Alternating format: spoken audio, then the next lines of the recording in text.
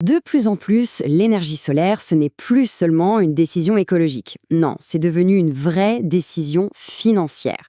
Mais la grande question, c'est comment est-ce qu'on peut savoir si un tel investissement sera vraiment rentable pour son propre foyer? Aujourd'hui, on va décortiquer la méthode de calcul qui se cache juste derrière cette question. Pour bien comprendre tout l'intérêt du solaire, il faut d'abord regarder le problème à la racine. Et ce problème, c'est le coût de l'électricité, qui, on le sait tous, ne fait que grimper. Voilà un chiffre, 5%. Ce chiffre, il est absolument central dans toute cette discussion sur la rentabilité. Mais qu'est-ce qu'il représente au juste? Eh bien, il s'agit de l'augmentation annuelle moyenne du prix de l'électricité. C'est la donnée que les calculateurs intègrent dans leur modèle.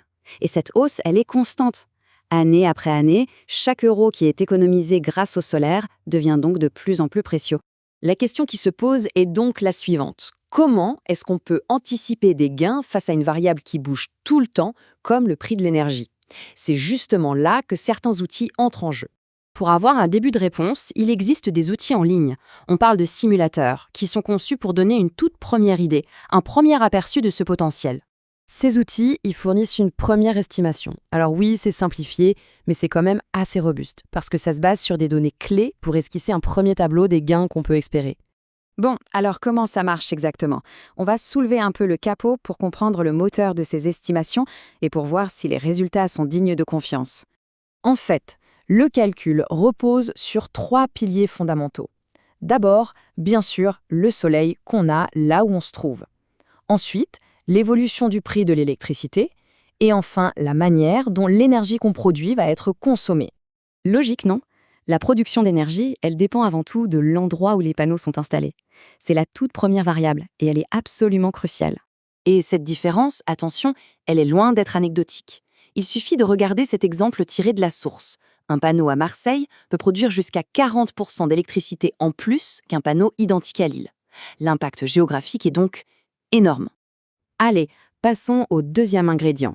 Pour calculer des économies sur 20 ans, on ne peut pas juste regarder le prix d'aujourd'hui. Non, il faut anticiper comment il va évoluer.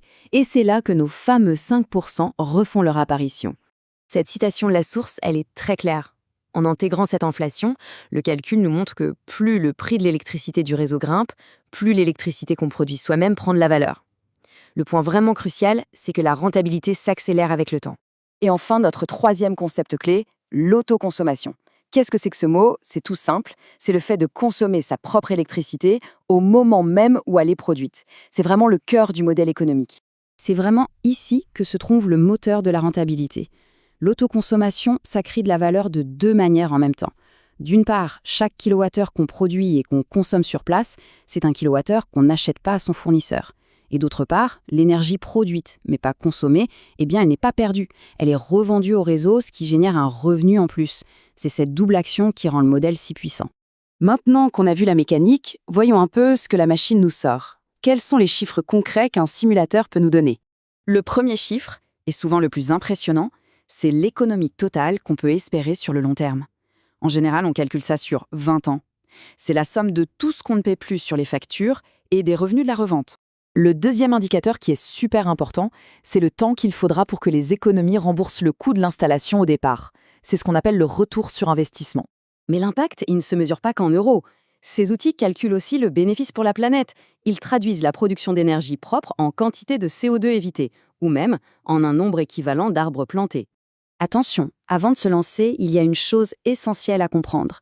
Il faut savoir comment interpréter ces estimations, ce qu'elles sont et ce qu'elles ne sont pas. Ce tableau y résume parfaitement la distinction. Le simulateur en ligne, c'est une excellente première idée, basée sur des moyennes générales. L'étude professionnelle, par contre, c'est une analyse technique sur le terrain. L'expert va tout prendre en compte, les ombres des bâtiments voisins, l'état de la toiture. Et c'est seulement cette étude qui permet d'obtenir un devis ferme et définitif. La source le dit très bien elle-même. Le simulateur, c'est un outil pour planifier. Pour passer à l'action, l'intervention d'un expert est juste indispensable pour valider le projet dans les moindres détails. En conclusion, une question de fond se pose. Maintenant que les rouages de l'estimation sont plus clairs, l'ensoleillement, l'inflation des prix, l'autoconsommation, lequel de ces facteurs est, finalement, le plus déterminant pour qu'un projet soit rentable? C'est une excellente réflexion pour aller plus loin sur le sujet.